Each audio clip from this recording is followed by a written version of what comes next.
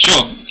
Driver training is really been critical to our success, I'd say through the years. I mean, I've been there for 3 years now, but it is absolutely critical that people get time behind the sticks on the robot, get a feel for it, that gives software a chance to hone in the software, tweak it, get the drivers comfortable with it and how it responds.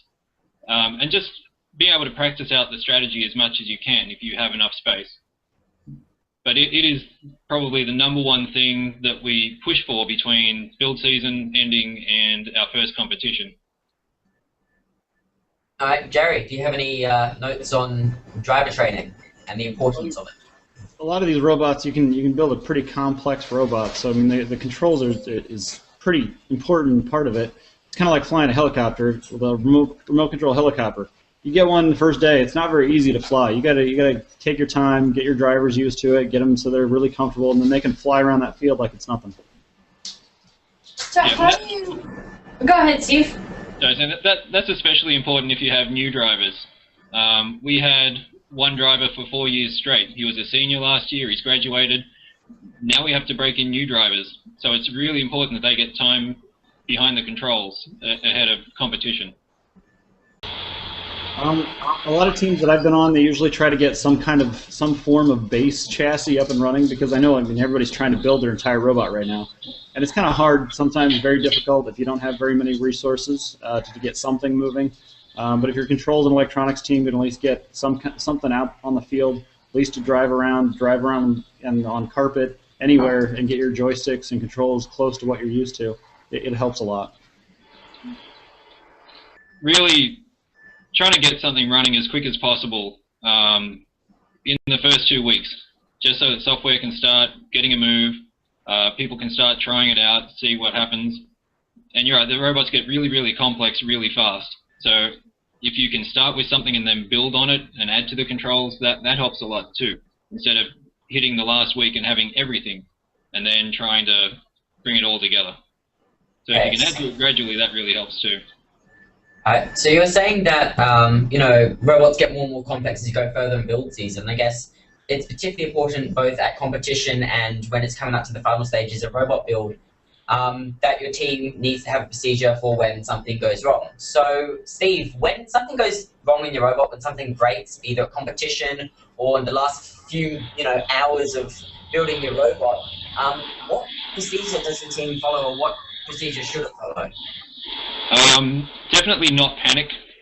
It's really a matter of analyzing what happened, what broke, what happened, what could have gone wrong. I mean, it's fairly obvious if it's a mechanical failure, well, most of the time. People like to blame software, something didn't work. Then they like to blame electrical because something didn't work and obviously there's a loose connection. Right, so it's just a matter of tracing through it. Is there something obviously broken mechanically? Did you lose a bolt? Did a key come out of the keyway? That's pretty easy to diagnose. And then it comes down to, okay, is there something electrically missing? Do you have signal going to all your speed controllers or spikes or whatever it is? And then you can back down into software.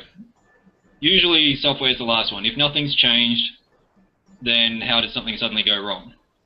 That doesn't mean that can't happen, because if you haven't thoroughly tested your software through driver practice, then that's a good place to start too. But we try and give software as much time with the robot as we can, so that we are very comfortable with that to start with. Hey, Jerry? As far as troubleshooting, the #1 key I always see is that you got to do things one step at a time. You can't change 17 things and then expect that if you see it's fixed, then obviously you fix the problem. You could have changed so many different things and not have a clue what you just fixed, just to make it suddenly magically work. That tends to happen a lot.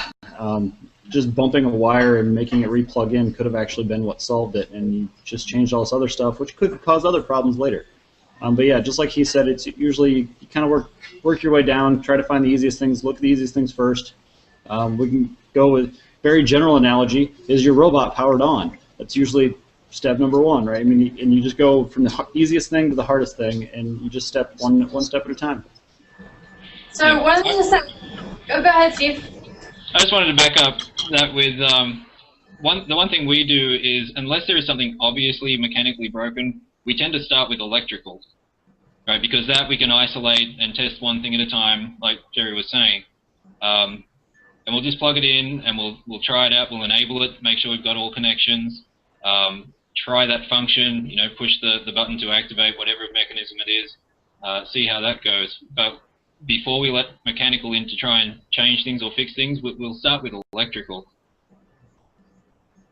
So you guys both sound like, you know, similar strategies. Start with the simplest thing and go to the hardest thing. One of the things we love about this show is that we get all of your personal experiences on it, and so we love to hear stories. I guess either of you have stories either really good or really bad of teams not following this or following this.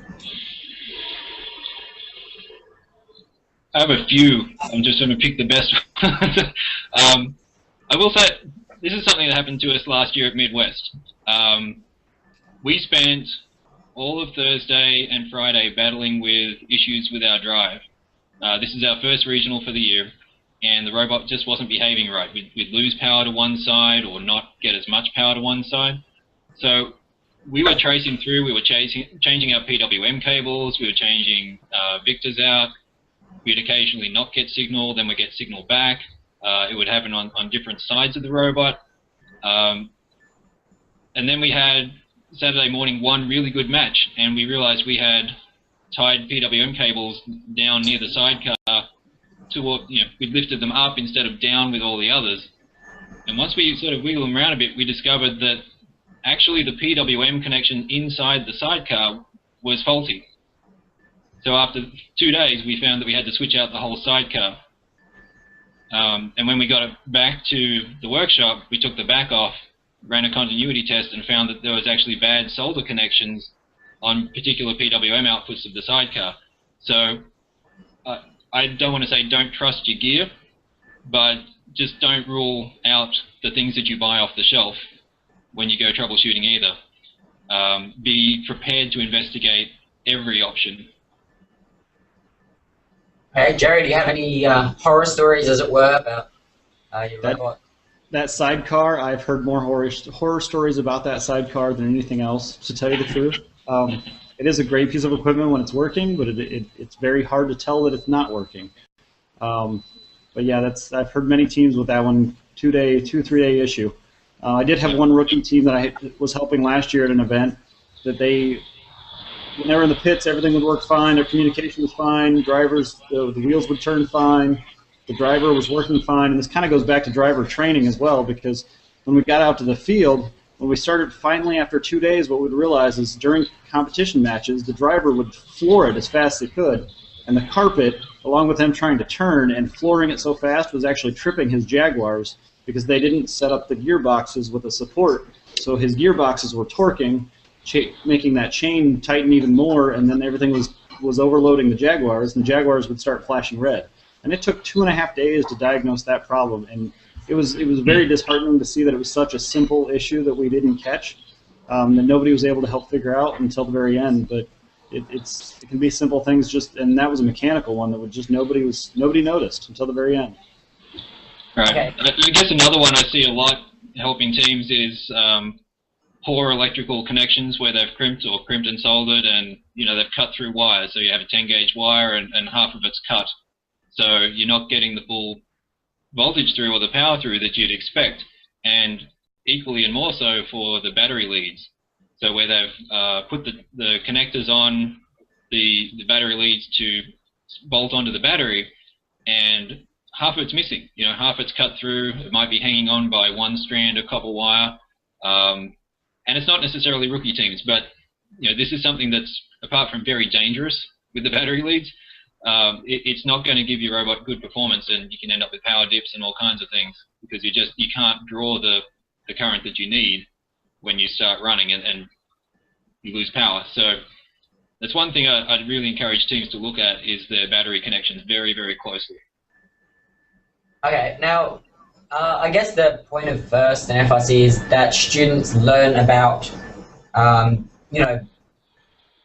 mechanical problems and things themselves. They learn to troubleshoot and things like that. But as a mentor, you guys are most likely to identify a problem and probably know how to fix it before the students do. So how much do you tell your students, you know, in terms of what's wrong and, you know, how to fix that? Or when do you step back and say, okay, well, it's not that big of an issue, so let's let them work it out for themselves?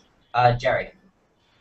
My method, I typically, in any circumstance, I usually start asking questions back at them, because they'll ask me a question like, why isn't it working? And I said, well, you just kind of start through it, and I don't really have a good example off the top of my head, but you just start asking questions of what should they be looking for.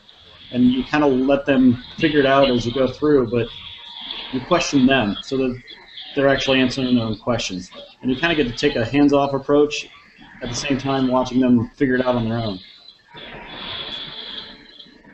Yeah, I guess for us, we spend a lot of time obviously practicing, and we use a lot of that time to train them in how to fix problems, whether it's tripping breakers or whatever it is.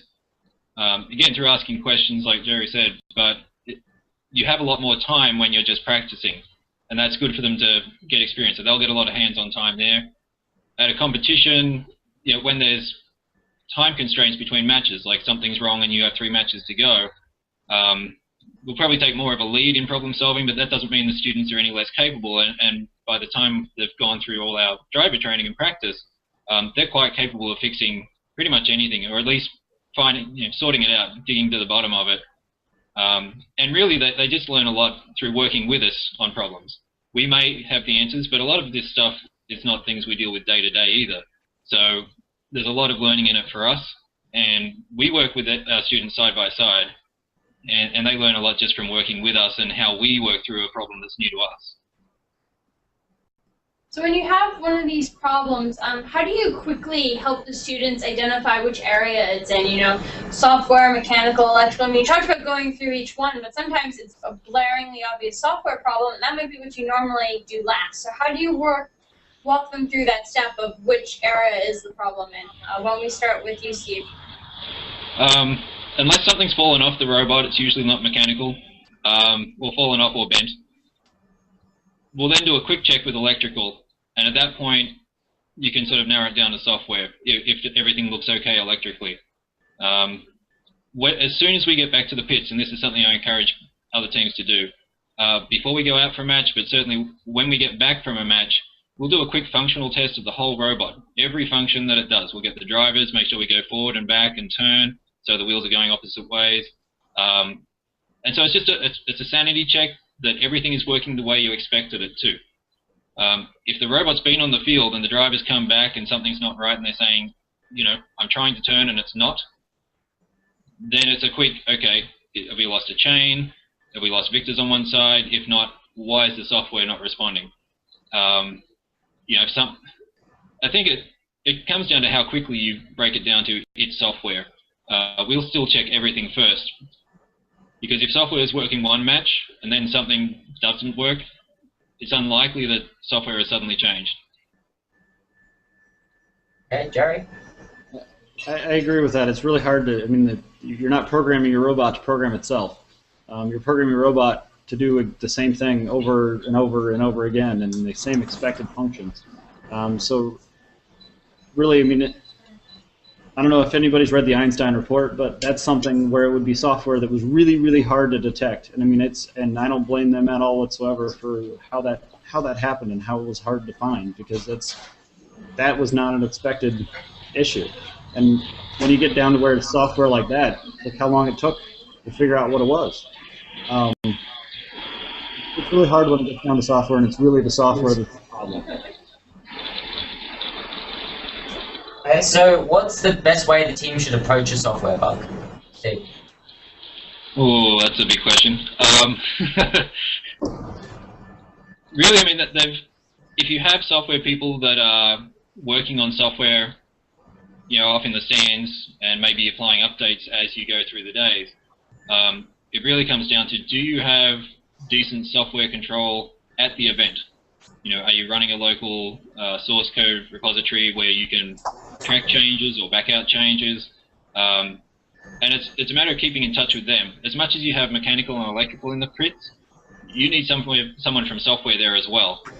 Not all the time, but they need to be available, and they need to be competent and comfortable with the software and understand it from end to end.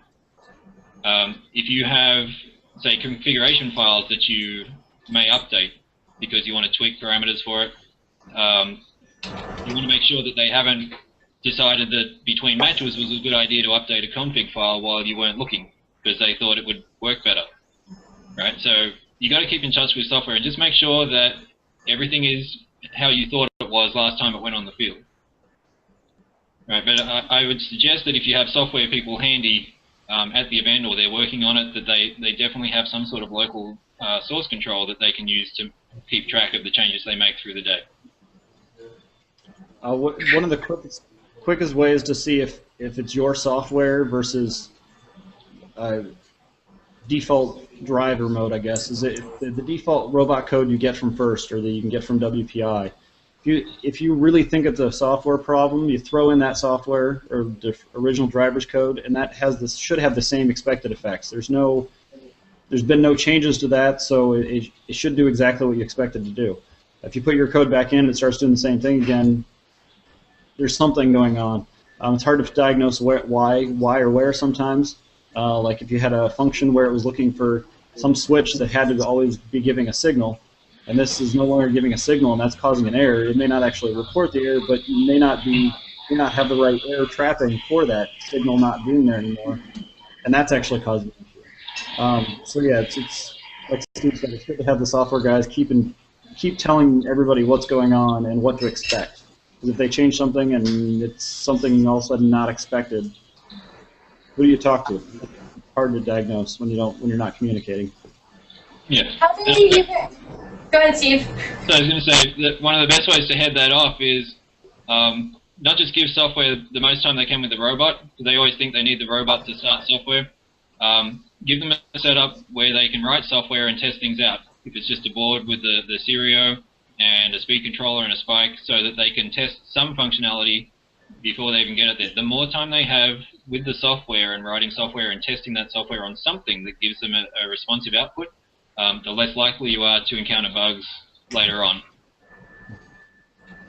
So how do you guys, I guess, combine your software testing and your driver training? Because it seems like that's a good opportunity to get both in. How do you guys handle that on your teams? Why don't we start with Jerry? As far as the teams I've been on before, it's kind of it becomes a big balance between the two. And I mean, some teams, you'd be on a team that's really, really small, your driver is your programmer, so they know exactly what to expect. Other teams, you get a little bit larger, you've got a programmer trying to program real quick. The drivers, they essentially have to be in communication quite a bit.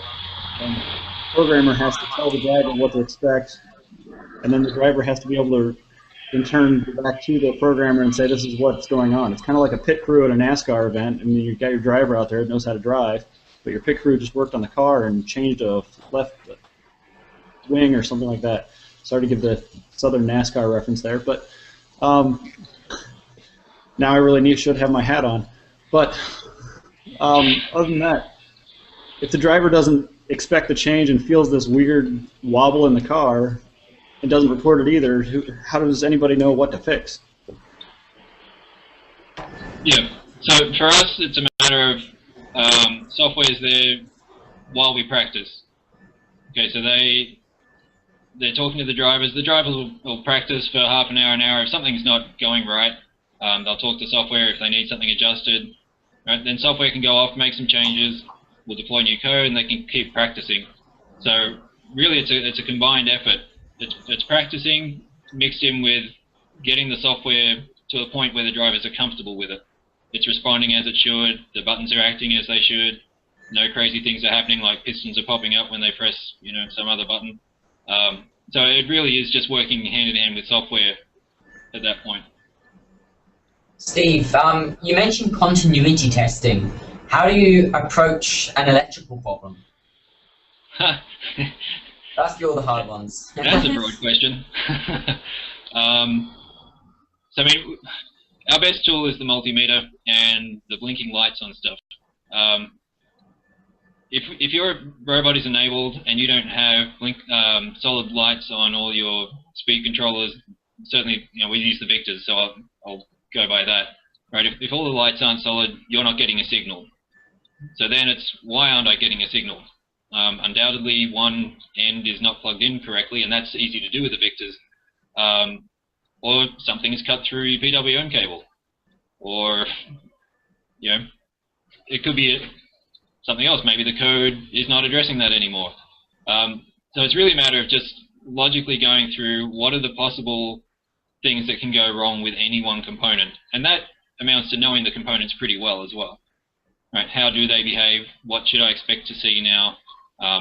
Is what I'm seeing expected or not? Could this possibly happen? It's really just tracing through it all and trying to figure it out. There's no one answer to this question. Sure. I wish there was. That'd be nice. Yeah, I really don't have much to add to that.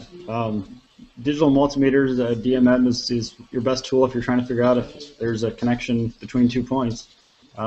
Your inspectors use it all the time to make sure you don't have any ground faults when you're going through your inspection. So, other than that, I don't have much to add. Sorry. That's fine. That's fine. How does your troubleshooting process, I guess, change throughout the course of the competition? I mean, you start with practice rounds, which are very laid back, and then you have your qualification matches, and ultimately you have elimination rounds. And I'm going to take a wild guess that there's a very different troubleshooting process throughout those three. How does your team handle that? We'll start with Jerry this time. Usually your practice matches and everything before that, you're a little more methodical on your troubleshooting. You're trying to, you're really trying to teach at the same time of get through what's going on so that when you do get to the more important matches, your team members can actually take over and kind of instinctively start troubleshooting stuff, seeing the stuff that's typically normal and what to see, what they're used to.